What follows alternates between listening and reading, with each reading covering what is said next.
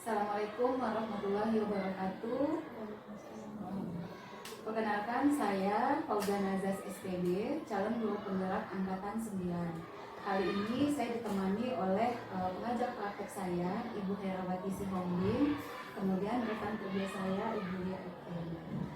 Materi kita kali ini adalah bagaimana melakukan wawancara praobservasi kepada rekan kerja yang sudah dilaksanakan observasi di kelasnya.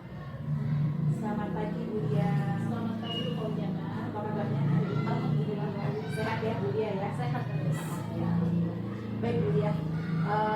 Kali ini saya akan melakukan percakapan pasca observasi kepada Bu Lia, di mana tujuan dari percakapan pasca observasi ini adalah untuk mengevaluasi ataupun merefleksikan terhadap observasi yang sudah saya lakukan di kelas Bu Lia. Waktu itu pada hari Senin ya, saya melakukan observasi di kelas Bu Lia pada mata pelajaran IPAS dengan materinya adalah fungsi alat pencernaan pada manusia. Baik Bu Lia. Langsung saja ke pertanyaan ya Bu Lia ya.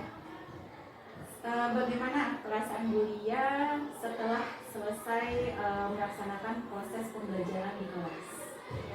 Bu Jana, sebelumnya saya ucapkan terima kasih karena sudah menyempatkan hadir di kelas saya. Jadi anak-anak itu tambah semangat lagi, tambah antusias lagi dalam mengikuti pembelajaran. Baik, untuk proses pembelajaran kemarin menurut saya itu alhamdulillah sesuai dengan rencana, sesuai dengan modul ajar yang telah kita berdua sempat diskusi ya. Alhamdulillah sesuai dengan rencana. Kemudian anak-anak juga terlihat sangat semangat karena kan kita berdua sudah memulai diskusikan tentang media pembelajaran apa yang digunakan yang sekiranya itu dapat sesuai dan dapat mencapai tujuan pembelajaran yang saya tetapkan. Iya, benar. Selama saya melihat proses pembelajaran di kelas Bu Lia, memang terlihat anak-anak itu sangat antusias ya, sangat semangat, dan juga saat presentasi pun mereka sudah siap dengan materi apa yang akan dipresentasikan. Apa nih hal-hal baik apa yang Bu Lia temukan dalam proses pembelajaran yang kemarin Bu Lia laksanakan? Ketika proses pembelajaran memang kan saya sudah memulai menerapkan proses pembelajaran diferensiasi, di mana sesuai dengan minat anak, kemudian sesuai dengan bakatnya anak, itu sesuai dengan gaya belajarnya mereka. Yang saya lihat di situ ada siswa saya yang bernama Puji. Memang dia itu, mohon maaf, pengetahuannya agak lambat, beda dengan yang lain. Tapi ketika pembelajaran kemarin dia itu sangat beda, Fauzana, sangat semangat, antusias banget. Dan di Fuji itu dia sesuai dengan gaya belajarnya, dia berada di kelompok kinestetik.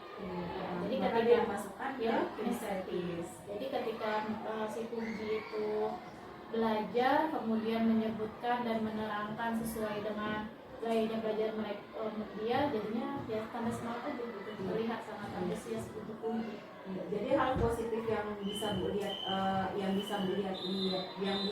lihat itu mungkin anak-anak itu berkembang sesuai dengan gaya belajarnya Bu Lia, yang seperti contoh tadi seperti Bu Lia katakan, Fuji itu gaya belajarnya adalah kinestetis. Masukkan ke dalam kelompok kinestetis, tambah terlihat perkembangan proses pembelajarannya.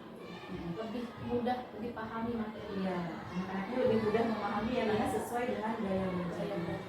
Kalau Bu Lia nilai sendiri nih dalam proses pembelajaran kemarin, kira-kira Bu Lia ini menempatkan diri Bu Lia pada posisi berapa nih? Kalau saya kasih rentang 0 sampai 10, kira-kira Bu Lia dalam posisi berapa menurut Bu Lia sendiri? Karena kan saya masih dalam proses pembelajaran di Fauzana, apalagi baru menerapkan proses pembelajaran diferensiasi. Ya mungkin rankingnya 8 ya Bu. Kayaknya sesuai Bu Lia. Saya lihat juga Bu Lia sudah bisa mengelompokkan anak sesuai dengan gaya belajarnya. Anak-anak juga fokus dengan kelompoknya masing-masing, yang audio dengan audio, yang kinestetis dengan kinestetis, visual dengan visual. Kayaknya penilaian kita kayaknya sama Bu Lia. Saya juga mengamati Bu Lia di posisi 8. Selama proses pembelajaran kemarin, ada nggak kendala yang Bu Lia alami yang dari perencanaan itu tidak sesuai dalam prosesnya? Apa kira-kira kendala yang dia? Mungkin kendalanya itu di waktu kalau Bu Fauzana. Ya di waktu. Karena kan kemarin memang ada beberapa kendala itu anak-anak ini saya fokusnya mati gitu. Jadi kan menurut saya itu kendala dan dapat membuang waktu juga. Bukan error lah istilahnya itu ya. Kendalanya di situ aja sih. Jadi saya harus manajemen waktu. Jadi walaupun ada kendala, tapi saya harus langkah-langkah pembelajarannya itu harus tetap dilaksanakan walaupun ada kendala. Iya betul. Perencanaan berarti perencanaan sudah matang, hanya ada kendala di karena infocusnya tidak stabil, jadi ada, tapi tujuan pembelajaran tercapai. Alhamdulillah, Secara keseluruhan tercapai. Ada sempat ini juga ya, kuisis ya, Iya, ujung pembelajaran sampai kemudian ya, saya mengadakan kuisis itu sebagai penguat materi aja kan. Ya. Apa yang Bulia lakukan nih terhadap kendala yang Bulia temuin? Apa yang Bulia lakukan supaya kendala ini nantinya tidak akan terulang lagi pada proses pembelajaran selanjutnya? Ketika saya harus menyiapkan, harus misalnya kemarin itu tuh rolannya mati kan Bu Fauzana ya, jadi saya harus membawa cadangan supaya nanti kalau misalnya saya lagi belajar ada kendala yang sama seperti itu ya saya bisa antisipasi. Sudah siap dengan antisipasinya.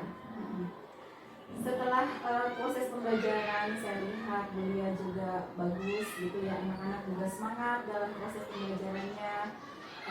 Apa rencana Bulia ke depannya nih terhadap proses pembelajaran yang sudah Bulia lakukan? Apakah nanti ada cara lain yang akan Bulia tempuh supaya anak-anak ini lebih bisa mengeksplor kemampuan belajar yang mereka.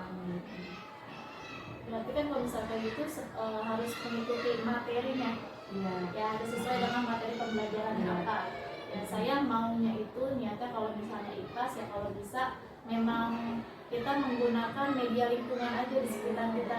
Karena sebenarnya banyak yang bisa kita eksplor dari lingkungan. Soalnya di pelajaran IPAS itu materi terakhir bumi lingkunganku sesuai ya. Jadi saya mau ingin ya Bu Fauzana materi berikutnya saya ingin di outdoor aja anak-anak. Iya. Biar langsung terjun ke lingkungan sekolah aja. Biar anak-anak juga lebih dekat dengan lingkungannya, dan dia juga bisa mengatasi permasalahan apa nih yang ada di lingkungan karena dia sudah mendapat materi tentang lingkungan, jadi dia bisa mengatasi masalah yang ada di lingkungan sendiri.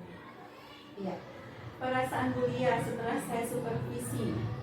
Bagaimana perasaan Bulia? Apakah deg-degan saya hadir di kelasnya yang biasanya tidak pernah dilihat oleh orang dalam proses pembelajaran kita, tiba-tiba harus dilihat dan disaksikan oleh teman rekan kerja sendiri dari awal proses pembelajaran sampai refleksi? Bagaimana perasaan Bulia? Apakah takut, deg-degan atau ya mungkin pertama itu deg-degan ya Bu Fauzana karena kan Bu Fauzana datang itu sama seperti ketika kita sedang melakukan PKG bersama kepala sekolah ya kan itu mungkin deg-degan ya. Jadi media gimana nih supaya lebih menarik lagi. Tapi setelah saya tahu ternyata observasi ini bukan hanya mencari kekurangan guru tapi mencari solusi supaya kendala-kendalanya yang terjadi itu dapat ditutupi oleh solusi-solusi yang baik gitu. Jadi menurut saya observasi itu penting ya karena supaya mencari solusinya. Menurut saya seperti itu. Kadang kita menganggap proses pembelajaran yang kita lakukan itu sudah baik menurut kita pribadi ya, ternyata dari kacamata orang lain yang mungkin memiliki ilmu lebih dari kita, ternyata kita masih ada beberapa hal kekurangan yang mungkin kita lakukan di depan itu. Tapi saya lihat karena kita sudah diskusi sebelumnya ya Bulia ya, kebetulan memang Bulia kita sempat diskusi bagaimana RPP modul ajar yang Bulia lihatkan ke saya. Itu saya juga sempat ngasih masukan tentang KSE ya, kompetensi sosial pembelajarannya juga. Yang saya udah buat ini Bu Fauzana menambahkan alhamdulillah jadi sudah menggunakan KSE juga ya gitu ya, dengan menggunakan musik ya, musik instrumen yang air mengalir yang ada suling-sulingnya, iya benar sekali ya. Apa yang Bulia temukan dari keseluruhan proses pembelajaran ini? Yang saya temukan proses pembelajaran kemarin ya ternyata anak-anak itu punya keunikan masing-masing punya gaya belajar masing-masing, kemudian cara belajar di rumah mereka berbeda-beda, dan yang terpenting dengan adanya pembelajaran seperti kemarin itu sangat Diferensiasi menambah ya. sangat menambah mereka itu menjadi lebih percaya diri Bu Forjana. Iya, Iya. Itu menurut saya yang paling penting. Iya. Ya, Karena ada presentasi di depan Iya, kelas ada ya, dan itu presentasi. tidak hanya satu anak, saya lihat Iya, rata betul. semua anak itu Semua presentasi iya. memiliki bagiannya masing-masing. Betul, itu aktif. Dan itu menurut saya poin yang paling penting. Iya, Percaya diri, menunjukkan percaya diri. Iya. Karena jujur Ibu mau jarang saya Iya. itu bukan tipe orang yang percaya diri. Jadi saya pengen nyuruh anak-anak saya untuk percaya diri biar nggak seperti Iya itu. benar, saya juga sering kayak gitu ya. Ayo kalian kalau nggak percaya diri kalian rugi. Iya, Kalian tidak bisa show up apa yang kalian miliki. Karena zaman sekarang itu yang dilihat bukan kepintaran, Betul. tapi kalian tuh Percaya diri aja percaya juga. diri, tampil. Ya, kalau kalian tidak tampil, kalian tidak akan terlihat oleh orang lain. Iya. Pertanyaan terakhir nih Bu Lia nih. Apa harapan Bu Lia ke depannya terhadap siswa-siswi yang sekarang ini berada di dalam pengawasan Bu Lia? Kebetulan kelas 5 juga ya, kelas 5 dan tahun depan harus masuk ke kelas 6. Apa harapan Bu Lia nih terhadap murid-murid Bu Lia? Saya berharap proses pembelajaran yang sudah saya lakukan baik di semester 1 maupun yang sedang berlangsung menjadi pembelajaran yang bermakna untuk anak-anak. Jadi tidak hanya mendapatkan nilai yang tinggi, tapi mereka juga dapat menerapkan di kehidupan sehari-hari dan mempunyai akhlak yang baik. Itu aja sih harapan saya. Dan tetap proses pembelajaran yang kita laksanakan ini berpusat kepada anak ya Bu Betul Lia ya. Bisa pada anak bisa pada Jadi anak-anak juga bisa memanfaatkan ilmu yang mereka miliki untuk kehidupan mereka secara kontekstual. betul. Ya. Baik, terima kasih, menarik sekali nih berbicara obrolan kita di dalam Bu Lia nih, sehingga saya dapat mengetahui apa refleksi Bu Lia terhadap proses pembelajaran yang sudah Bu Lia laksanakan. Terima kasih Bu Lia atas kesediaannya hadir dalam kegiatan saya ini dalam CDP Angkatan 9 bersama pengajar praktik saya. Sekali lagi terima kasih ya Bu Lia, sukses terus untuk